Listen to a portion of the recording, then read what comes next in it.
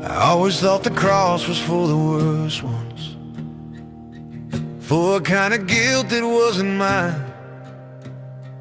I knew I wasn't good or righteous, just didn't think I'd cross that line. I always thought the cross was for the worst ones. That line, it just opens the song right up. No warm-up at all. Just drops you right into the middle of a thought. Yeah, right into the deep water. Right. And, you know, if you are pulling up a chair on the porch to sit with us this evening, we are taking a deep dive into this song by Ragged River Revival. It's called What He Did for Me. And our source material tonight is just the lyrics, just the record itself. And the mission here, I figure, is just to unpack why a simple song like this hits a man so hard in the chest. It is a worthy thing to look at, a very worthy thing. Yeah. Because that opening lyric, it is something I think a lot of us have thought, even if we never had the nerve to say it out loud. Yeah. I have been sitting here just turning that line over in my head like a smooth stone. Yeah. You look at the big stories, the dramatic rescues you hear about on the news or down at the church. You think spiritual rescue? Well, that is for the criminals. It is for the addicts, the folks who completely wreck their lives. It is not for regular folks who, you know, pay their mortgage on time and keep their yard mowed and mind their own business. It is a very comfortable place to hide, isn't it? It sure is. That belief that the hospital is only for the dying, not the sick. The song follows that thought up right away with the line, doesn't think I'd cross that line. Yeah. And that right there is the whole mechanism of the good person illusion. The good person illusion. Yeah. Because as long as you can draw a line in the sand with the bad ones over there on that side and the decent, hardworking citizens over here on this side, you insulate yourself. You don't ever have to look too closely at your own heart. Because you are always looking at the other guy. Exactly. You are constantly comparing yourself to someone worse. You aren't looking at a standard of perfection. You are just looking at your neighbor who makes more noise than you do and thinking, well, I am doing all right. That is exactly it. It is comparative morality. I am not out there robbing banks, so I must be fine. But the song describes a very specific feeling that comes from that mindset. It talks about standing back and watching history. That phrase hit me hard, standing back and watching history. It is the idea of viewing the crucifixion, or really any story of redemption, as a museum piece. You take your hat off when you walk past it, you respect it, you acknowledge it is a significant historical event, but it is over there. Yeah. It does not cross the property line onto your front porch. It is just something you watch, not something you are actually involved in. Precisely. It turns faith into a spectator sport. You appreciate the game, but you aren't on the field. You don't have any dirt on your uniform. Right. But here is where the source material, this song, makes a really fascinating pivot. It moves from that passive observation into something very active. The line is, but mercy doesn't ask permission when it comes for where you are. Doesn't ask permission. Now that is aggressive language. It is. You think about mercy as this soft, gentle thing, something you have to beg for. You fall on your knees, you weep, you ask for it. But this makes it sound like a break-in, like it is coming through the front door whether you unlocked it or not. Well, think about it this way. If you don't think you are sick, you are never going to call a doctor. No, you just tough it out. Right. If you are convinced you are fine, you aren't going to fire off a flare for a rescue. Yeah. So for grace to actually reach a quote-unquote good person who is deluding themselves, it has to be intrusive. It has to be an intervention. It has to wake them up. Exactly. That line suggests that God knows what you need better than you do. And he loves you too much to wait for an invitation you are never going to send. It bypasses your politeness. It bypasses your denial. It is a bit unsettling, though, if you really sit with it. We like our autonomy. As men, we like to be the ones opening the door. We want to be in control of who comes in. But the song suggests that true love, that this specific kind of divine love, does not wait on the porch. No, it doesn't. And speaking of love, the pre-chorus drops a line that I think we really need to look at. If you're listening out there, you might have caught this part. The singer admits, didn't know love could look like that.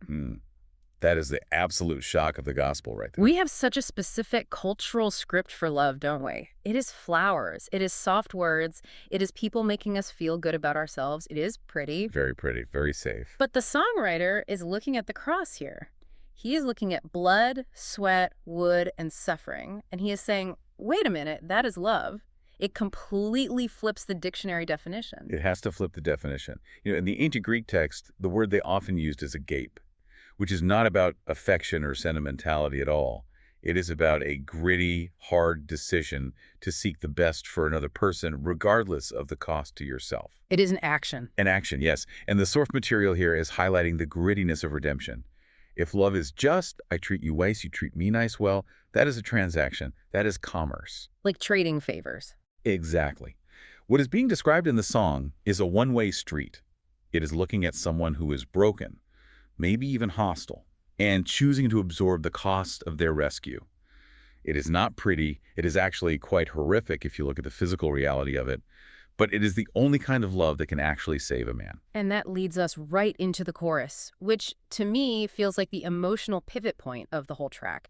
The singer has this sudden realization. He says, "That cross was mine. I just didn't know it yet."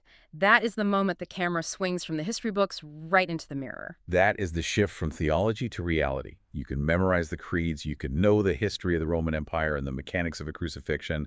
You could probably win a trivia contest about the Bible. Sure, lots of folks can.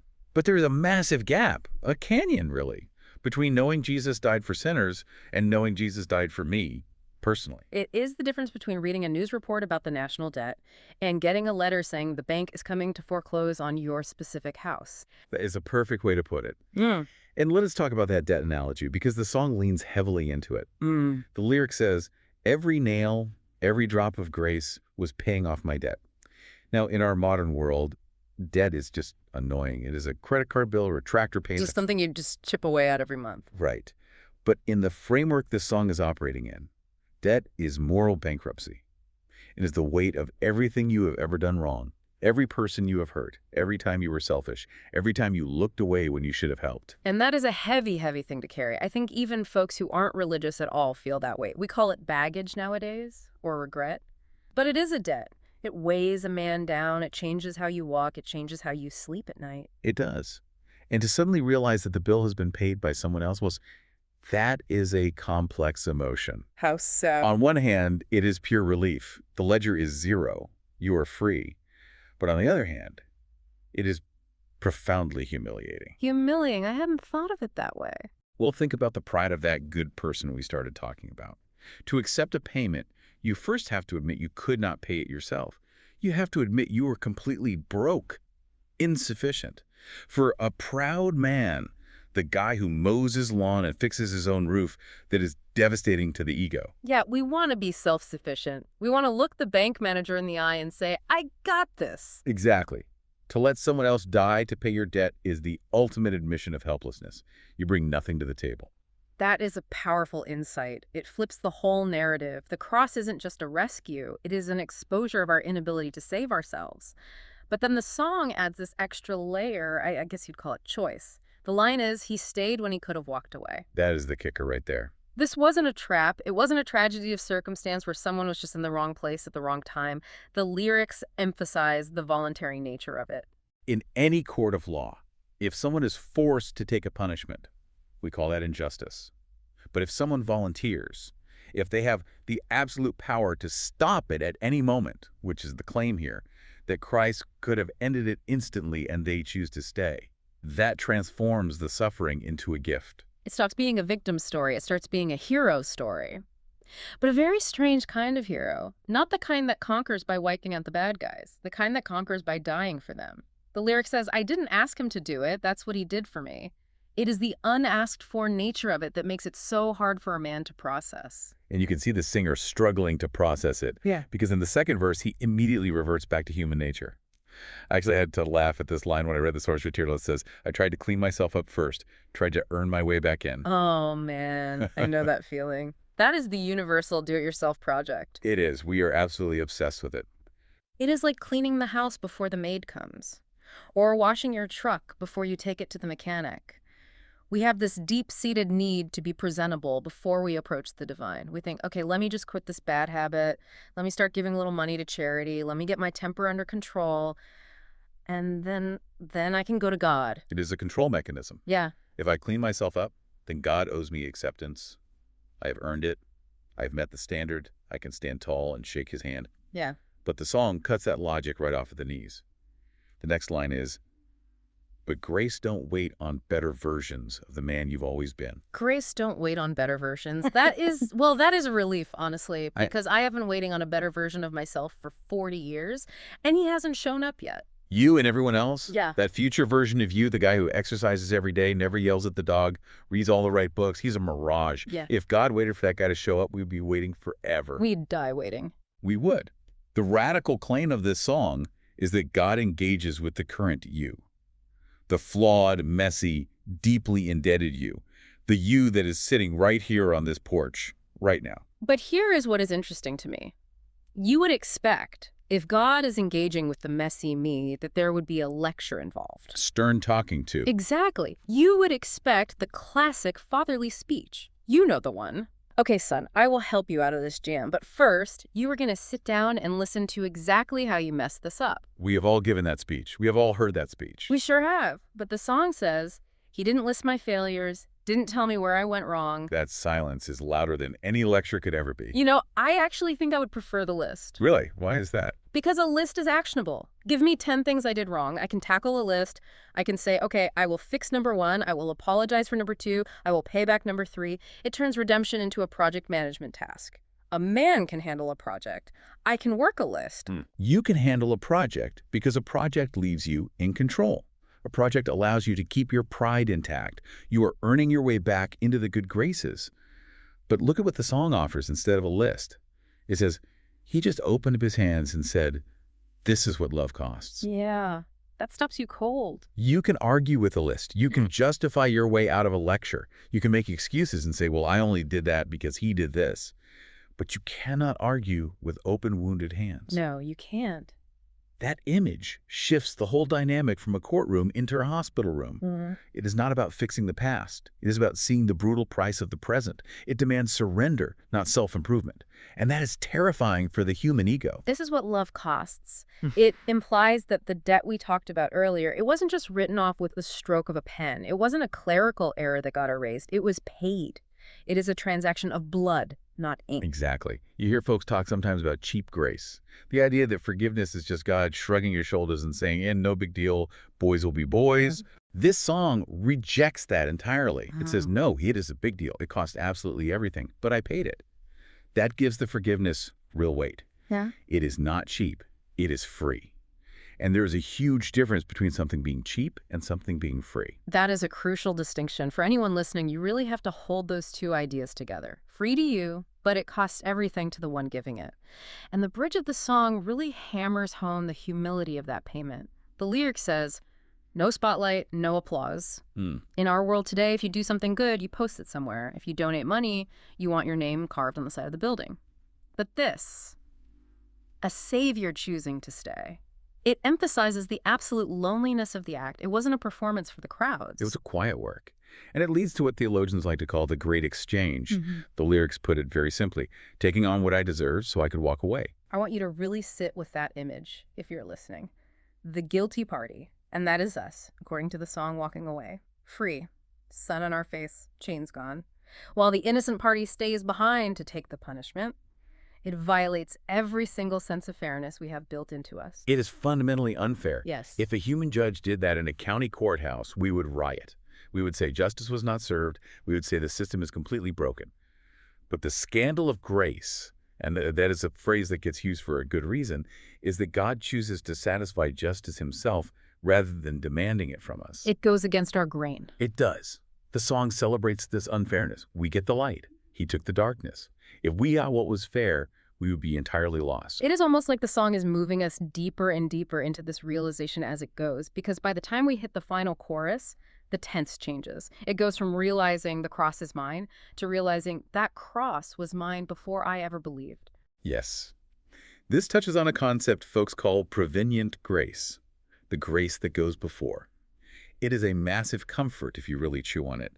It means your standing with God does not depend on your personal timeline of figuring it all out. Right. It is not like God waited for me to finally have my big awakening moment and then he decided to go do the work. No. He went to the hill while you were still lost, while you were still standing back watching history like a spectator, or while you were still in the garage trying to clean yourself up. The work was an objective historical fact. It was done. The check cleared 2,000 years ago. You are just now realizing you have the money in the account. That is where that specific phrase, borrowed blood, comes in. Love written in borrowed blood, on a hill for someone like me. That is such a striking poetic image, borrowed blood. It is profound. It signifies imputation. He didn't bleed for his own crimes because he had none. So the blood he spilled was, in a sense, borrowed for our sake. He took on our mortality, our frailty, so he could pay a debt that was never his to begin with. And the singer's reaction to this isn't pride anymore. Not at all. It isn't, well, God did this, so I must be pretty special. I must be worth a lot. It is just pure wonder for someone like me. That brings us full circle right back to the beginning of the song, doesn't it? It sure does. He started out by thinking the cross was only for the worst ones. By the end of the song, he realizes he is the one who needed it all along, but instead of being crushed by the shame of that, he is just grateful. It is a very quiet, steady kind of gratitude. That is the great paradox of the gospel.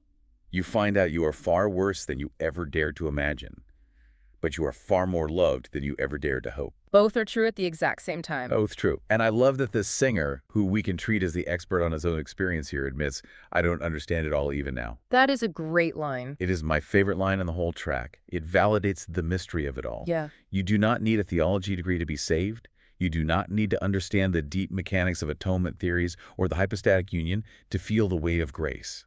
Understanding is a fine thing. I enjoy understanding things. Yeah. But acceptance is what actually matters. It reminds me of using electricity. I do not know how the grid works. I couldn't tell you how the turbine spins at the dam, but I know the light comes on when I flip the switch in the kitchen. A bit more high stakes than a light switch, but yes, the principle holds. The song concludes with this definitive stance. It says, I'm standing here forgiven because of what he chose to do. Notice the foundation there? Exactly. Notice where he is standing. He is not standing there because he finally cleaned himself up. He is not standing there because he finally understood the doctrine perfectly. He is standing there solely because of an action taken by someone else. That is the only solid ground there is, isn't it? If my standing depends on me, man, I am on shaky ground. I know me. I know I will mess up again by tomorrow morning. I know my patience will run out with the dog, or I will get judgmental about a neighbor. I all do. But if my standing depends on what he did, that is unshakable. That is done. It is finished, to quote the ultimate source. That is exactly it. It is the difference between a wage and a gift. A wage you have to keep earning every single day. If you stop working, the wages stop coming. The boss stops paying you. Right. But a gift. Once it is given, it is yours. This song is really just the journey of a man learning to put down his tools, to stop trying to earn a daily wage, and to just open his hands and receive the gift. That's what he did for me. That is the final line of the song. It sounds less like a theological argument and more like just a simple testimony. And in the end, that is all any of us really have. We can debate philosophy. We can argue about religion versus spirituality. We can talk all night out here. But when the rubber actually meets the road, the only thing that truly matters is the personal reality of it. Can you look at that cross and honestly say, that's what he did for me? If you can say that, you have got the whole story. Yeah, I reckon you do. It is a simple thing, but it is the only thing. It is enough to make a man just sit here and be quiet for a while. Just be thankful for the cool of the evening and the fact that the debt is paid. It is. It truly is. Wow. I think I will just let that sit with me as the sun goes down. Sounds like a good plan. Yeah.